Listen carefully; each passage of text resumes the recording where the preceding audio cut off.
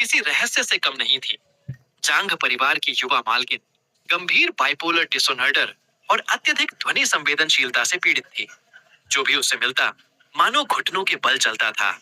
सभी को डर रहता कि जरा सी आवाज भी उसके गुस्से और बेचैनी को भड़का सकती है। लेकिन मेरे माता पिता ने अपने कर्ज चुकाने के लिए मुझे, जिसे पिछले 18 वर्षों से गांव में पाला गया था, एक ही रात में वापस बुला लिया और जांग परिवार को सौंप दिया। पहले ही दिन बटलर ने मुझे जांग परिवार के नियम समझाए। सबसे पहला और सबसे महत्वपूर्ण नियम, किसी भी तरह का शोर बिल्कुल बर्दाश्त नहीं किया जाएगा। युवा मालकिन आवाजों के प्रति असाधारण रूप से संवेदनशील हैं। जरा सी ऊंची आवाज भी उन्हें बेहद उत्तेजित और अस्थिर कर सकती है। पिछला नौकर, जिसने गलती से एक कप तोड़ दिया था, उसे पीछे पहाड़ियों में भेड़ियों के बीच फेंक दिया गया था। यह सुनते ही मेरा दिल धक से रह गया। मेरा चेहरा और भी सफेद पड़ गया। बटलर ने हाथ उठाकर सीढ़ियों के उस अंधेरे सिरे की ओर इशारा किया, जहां परछाइयां घनी होकर जमा थीं। और किसी भी परिस्थिति में तीसरी मंजिल पर मत जाना। वह प्रतिबंधित क्षेत्र है। चाहे तुम्हें कुछ भी सुनाई दे, ऊपर मत जाना, जब तक कि तुम अपनी जान से हाथ नहीं धोना चाहते। बटलर की आवाज में कोई भावना नहीं थी, लेकिन उसकी बेरुखी किसी भी डांट या मार से कहीं अधिक डरावनी लग रही थी। मैंने आज्ञाकारी ढंग से सिर हिला दिया। इसे याद रखना। मेरी आज्ञाकारिता देखकर वह संतुष्ट दिखाई दिया। वह मुझे दूसरी मंजिल के गलियारे के आखिरी सिरे पर बने एक अतिथि कक्ष तक ले गया। मिस्टर गू, शुभ रात्रि। और याद रखिए, रात में कमरे से बाहर मत निकलिए। दरवाजा बंद हो गया और उसके साथ ही बटलर की वे निर्जीव आंखें भी मेरी नजरों से ओझल हो गईं।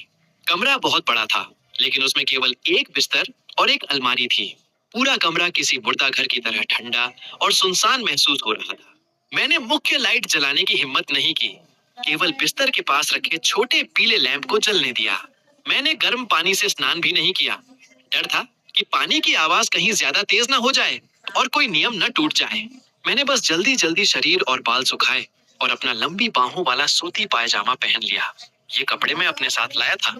इन पर मैंने पहले से अपना विशेष शांतिदायक धूप चूर्ण लगाया हुआ था। केवल उसी हल्की जड़ी बूटियों की सुगंध को महसूस करके मेरा दिल, जो हमेशा डर से गले तक अटका रहता था, थोड़ा शांत हो पाता था। मैं कंबल के भीतर सिमट गया और दोनों हाथ जोड़कर खुद को समझाने लगा, मानो स्वयं को सम्मोहित कर रहा हूँ। हाँ गु यांगचिन, बस कर्ज चुक जाने दो, उसके बाद मैं यहाँ से चला जाऊंगा। खिड़की के बाहर बादल गरज रहे थे। उस रात मुझे बिल्कुल चैन की नींद नहीं आई। पता नहीं कितना समय बीत चुका था। अचानक धड़ाम, रात की गहरी खामोशी को चीरती हुई एक भयानक आवाज गूंज उठी। वह बिजली की गर्जना जैसी नहीं थी। ऐसा लगा जैसे कोई बेहद भारी चीज पूरी ताकत से दीवार पर दे मारी गई हो। इतनी जोरदार कि मानो सब कुछ चकनाचूर कर दे। मैं झटके से जाग गया। पूरा शरीर एकदम सीधा होकर बिस्तर पर बैठ गया। मैं अभी कुछ समझ भी नहीं पाया था कि तभी छटक, एक और तीखी आवाज सुनाई दी, मानो महंगी चीनी मिट्टी के बर्तनों को फर्श पर पटक दिया गया हो। टूटते हुए टुकड़ों की खनखनाहट ऐसे गूंजी जैसे हजारों टुकड़े चारों ओर बिखर गए हों। आवाज सीधे मेरे सिर के ऊपर तीसरी मंजिल से आ रही थी। और फिर उन सब आवाजों के बीच एक औरत की चीख गूंजी। वह आवाज फर्श और दीवारों को भेदती हुई नीचे तक पहुंच रही थी। उसकी आवाज बैठी हुई थी। उसमें ऐसा दर्द था जैसे कोई इंसान पूरी तरह टूटने की कगार पर हो। जैसे किसी पिंजरे में कैद जंगली जानवर की दहाड़। एक ऐसा जानवर जिसने अपना सारा विवेक खो दिया हो। जो जियाना युआन एस्टेट कुछ क्षण पहले तक कब्रिस्तान जैसी खामोशी में डूबा था, वह अचानक जीवित हो उठा। पूरी हवेली की बत्तियां एक साथ जगमगा उठी। गलियारे में भागते हुए लोगों के कदमों की आवाजें सुनाई देने लगी। हालांकि सभी जानबूझकर उन्हें दबाने की कोशिश कर रहे थे। मैं कंबल में लिपटा बिस्तर के कोने में दुबका बैठा था और मेरा शरीर पूरी तरह कांप रहा था। फर्श के बावजूद मैं उस महिला के भीतर उमड़ रहे क्रोध और विनाशकारी उन्माद को महसूस कर सकता था। तो यह है उस मशहूर युवा मालकिन का असली रूप। तो यही वह निषिद्ध जगह है जिसके बारे में बटलर ने चेतावनी दी थी। दरवाजे के बाहर से मुझे एक नौकरानी की दबी दबी सिसकियां सुनाई दी। फिर बटलर की घबराई हुई लेकिन धीमी आवाज गूंजी, जल्दी शांत करने वाला इंजेक्शन लाओ, डॉक्टर को बुलाओ। युवा मालकिन को फिर द्वारा पड़ गया है। बटलर, कोई भी ऊपर जाने की हिम्मत नहीं कर रहा। ऊपर जाना तो आत्महत्या करने जैसा है। चाहे मौत का खतरा हो, फिर भी किसी को जाना पड़ेगा, नहीं तो हम सब मारे जाएंगे। इस अफरा तफरी के बीच मुझे हवा में कुछ महसूस हुआ। एक हल्की सी सुगंध धीरे धीरे फैलने लगी। मैंने अपनी बाहों में कसकर पकड़े छोटे दवा बक्से को और मजबूती से थाम लिया। मैंने उस छोटे दवा बक्से को ऐसे सीने से चिपका रखा था मानो वही मेरी आखिरी उम्मीद हो। उसे पकड़ने की ताकत इतनी ज्यादा थी कि मेरी उंगलियों के जोड़ सफेद पड़ गए थे। गलियारे में पूरी तरह अफरा तफरी मची हुई थी। मैंने धीरे से दरवाजा खोला। सीढ़ियों के ऊपर कई नौकरानियां अपनी वर्दी में एक दूसरे से सटकर खड़ी थीं। उनके चेहरे भय से बिल्कुल पीले पड़ चुके थे। उनके हाथों में ट्रे थीं और उन ट्रे पर दवाइयों के कटोरे रखे थे। डर के मारे उनके हाथ लगातार कांप रहे थे, जिससे कटोरे आपस में टकराकर खनखनाहट पैदा कर रहे थे। शेन्यू सॉन्ग, मैं नहीं जाऊंगी। पिछली बार फेई फेई अंदर गई थी और उसका सिर फूट गया था। मैं भी नहीं जाऊंगी। इस समय युवा मालकिन के हाथ में चाकू है। नौकर नौकरानियां एक दूसरे को आगे धकेल रहे थे, लेकिन पहला कदम उठाने की हिम्मत किसी में नहीं थी। बूढ़ा बटलर एक तरफ खड़ा था। उसके माथे पर गहरी शिकनें पड़ी हुई थीं। उसका चेहरा इतना गंभीर था मानो बादलों को भी बरसने पर मजबूर कर दे। अचानक उसकी नजर दरवाजे पर खड़े मुझ पर पड़ी।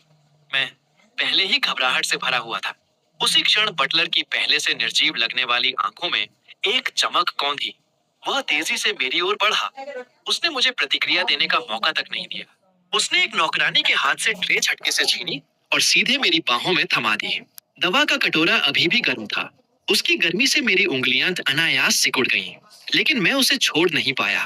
बटलर की आवाज ठंडी और कठोर थी। उसके स्वर में ऐसा आदेश था जिसे टाला नहीं जा सकता था। मिस्टर गू, अब जब आप जांग परिवार के घर में आ चुके हैं, तो आपको यहाँ के नियम सीखने होंगे। युवा मालकिन का सिर दर्द फिर से बढ़ गया है। ये शांत करने वाली दवाइयाँ और यह सुकून देने वाला सूप है। इन्हें ऊपर ले जाइए। मैंने अविश्वास से उसकी ओर देखा। लेकिन आपने अभी तो कहा था कि तीसरी मंजिल पर जाना मना है। बटलर ने मेरी आंखों में देखते हुए ठंडे स्वर में कहा। तो फिर मिस्टर गू, आपके परिवार ने आपको यहाँ भेजा ही किस लिए था? आप अच्छी तरह जानते हैं, अगर आज रात युवा मालकिन को कुछ हो गया, तो क्या आपको सच में लगता है कि गू परिवार को कभी उनका पैसा वापस मिलेगा? उसकी बातें मेरे चेहरे पर पड़े किसी जोरदार थप्पड़ की तरह लगीं, कड़वी और अपमानजनक। मैं सिर्फ एक इंसान नहीं था, मैं कर्ज चुकाने के लिए भेजी गई कीमत था। अगर कोई सामान टूट जाए तो नया खरीदा जा सकता है। अगर मैं मर जाऊं तो बस उसकी कीमत चुकाई जा सकती है।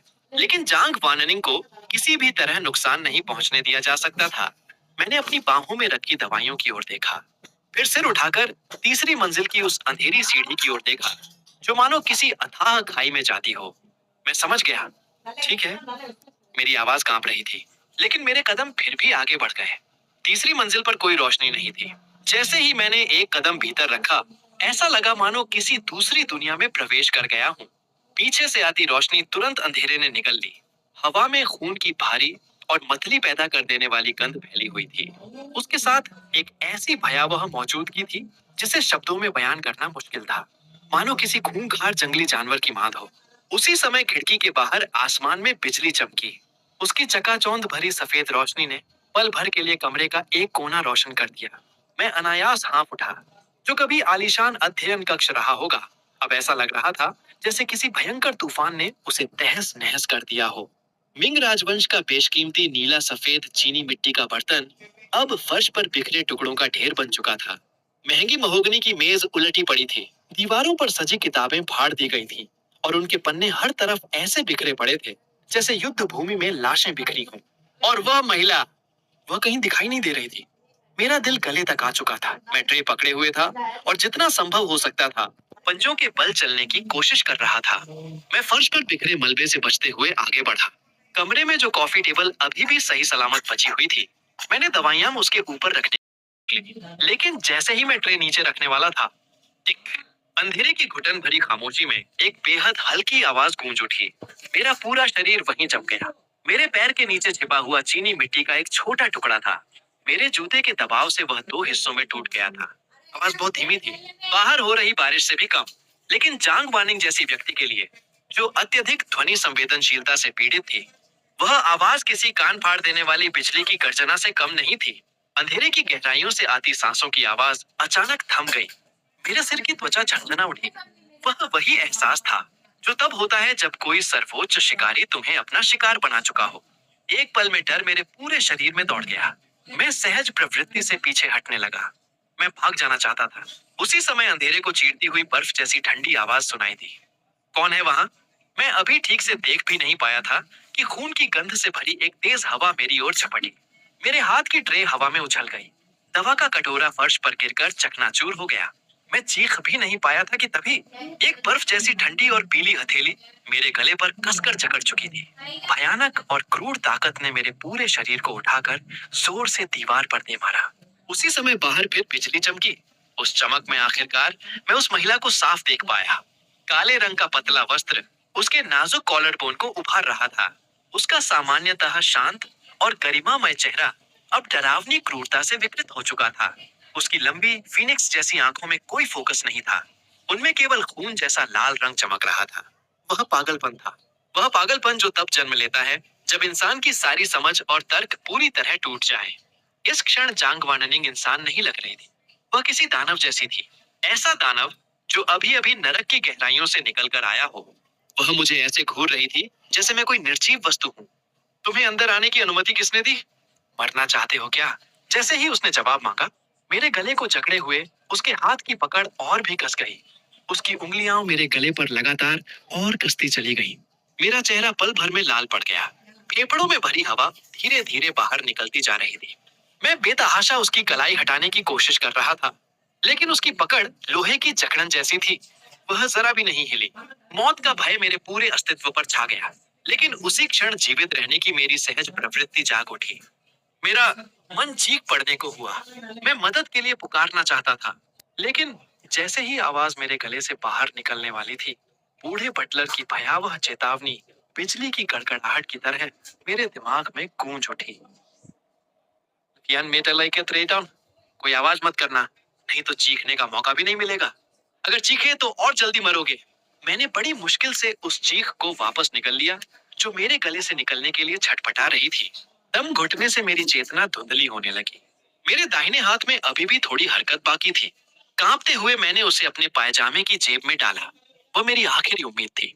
मोम के छोटे से गोले में बंद एक औषधीय धूप गोलिका। उसका आकार मेरे अंगूठे से भी छोटा था। यह एक प्राचीन नुस्खा था जो मेरे दादाजी अपनी मृत्यु से पहले छोड़ गए थे। विशेष रूप से मानसिक उन्माद और आत्मिक विक्षोभ जैसी अवस्थाओं के लिए तैयार किया गया। इसे बनाने की प्रक्रिया बेहद जटिल थी और अंत में मैं केवल यही एक गोली तैयार कर पाया था। इसीलिए मैं इसे हमेशा अपने साथ रखता था। उंगली की नोक से मैंने उस मोम की ठंडी सतह को छुआ। अपनी बची खुची सारी ताकत जुटाकर मैंने उसे अचानक दबाकर तोड़ दिया। अगले ही पल एक ताजी और ठंडी सुगंध हवा में फैल गई। उसमें जड़ी बूटियों की मीठी और हल्की दूधिया महक घुली हुई थी। और देखते ही देखते वह खुशबू हमारे बीच की उस बेहद संकरी जगह में फैल गई। मैंने अब किसी परिणाम की परवाह नहीं की। टूटी हुई धूप गोलिका को उठाकर सीधे जांग वाननिंग की नाक के नीचे कर दिया। साथ ही मेरा दूसरा हाथ उसकी अकड़ी हुई गर्दन की ओर बढ़ा। वर्षों तक चिकित्सा का अभ्यास करने से जो अनुभव मिला था, उसके सहारे मैंने उसके कानों के पीछे स्थित दो महत्वपूर्ण निद्रा बिंदुओं पर बिल्कुल सही दबाव डाला। जांग वाननिंग के गले से दर्द भरी कराह निकली, लेकिन मैंने दबाव डालना बंद नहीं किया। मैं लगातार उस सुगंध को उसकी सांसों तक पहुंचने दे रहा था। साथ ही अपनी विशेष उंगली तकनीक का उपयोग करते हुए उसके कनपटियों पर भी दबाव देता रहा। उसकी असहजता की परवाह किए बिना मैं उपचार जारी रखे हुए था। 1 सेकंड, 2 सेकंड, और फिर एक चमत्कार हुआ। उस अनोखी औषधीय सुगंध ने कमरे में फैली खून और तंबाकू की भारी दुर्गंध को पूरी तरह दबा दिया। जांग वाननिंग की उंगलियां, जो लगातार मेरे गले को कस रही थीं, अचानक रुक गईं, मानो किसी ने समय को रोक दिया हो। उसकी धुंधली लाल आंखों में भरी हुई पागलपन और हत्या की इच्छा धीरे धीरे कम होने लगी। जांग वानिंग के होंठ हल्के से कांपे। उसकी आवाज बेहद धीमी और बैठी हुई थी, लगभग फुसफुसाहट जैसी। वर्षों से जो असहनीय पीड़ा उसे सताती रही थी, वह पहली बार कम होने लगी। उसकी जगह पूरे शरीर में फैलती हुई एक अद्भुत शांति ने ले ली। ऐसी शांति की उसकी आत्मा तक कांप उठी। यह खुशबू कितनी अच्छी है। मैं थोड़ा और करीब आना चाहती हूँ। अगले ही क्षण मेरे गले पर उसकी पकड़ पूरी तरह ढीली पड़ गई। चांग वार्निंग ने मुझे छोड़ दिया और वह महिला जो कुछ पल पहले नरक से निकले दानव जैसी लग रही थी, अचानक ऐसे ढह गई मानो उसके शरीर की सारी हड्डियां निकाल ली गई हों। वह बिना किसी चेतावनी के आगे की ओर गिर पड़ी। मैंने अभी अभी ताजी हवा की एक सांस ली ही थी। खांस भी नहीं पाया था कि उसके शरीर का वजन मुझ पर आ गिरा। मैं पूरी तरह संतुलन खो बैठा। धप! मैं मोटे ऊनी कालीन पर बैठ गया और राजधानी के उच्च समाज की वह राजकुमारी अब पूरी तरह मेरे ऊपर गिरी हुई थी। उसका सिर सीधे मेरी गर्दन के मोड़ में आकर टिक गया। मैं इतना घबरा गया कि मेरा पूरा शरीर अकड़ गया। Miss miss Chang. मेरे दोनों हाथ हवा में ही रुके हुए थे। न मैं उसे दूर धकेल सकता था, न उसे थामने की हिम्मत कर पा रहा था। लेकिन तभी मुझे एहसास हुआ, जांग वानिंग का शरीर पूरी तरह तप रहा था। उसका तापमान बेहद खतरनाक रूप से ऊंचा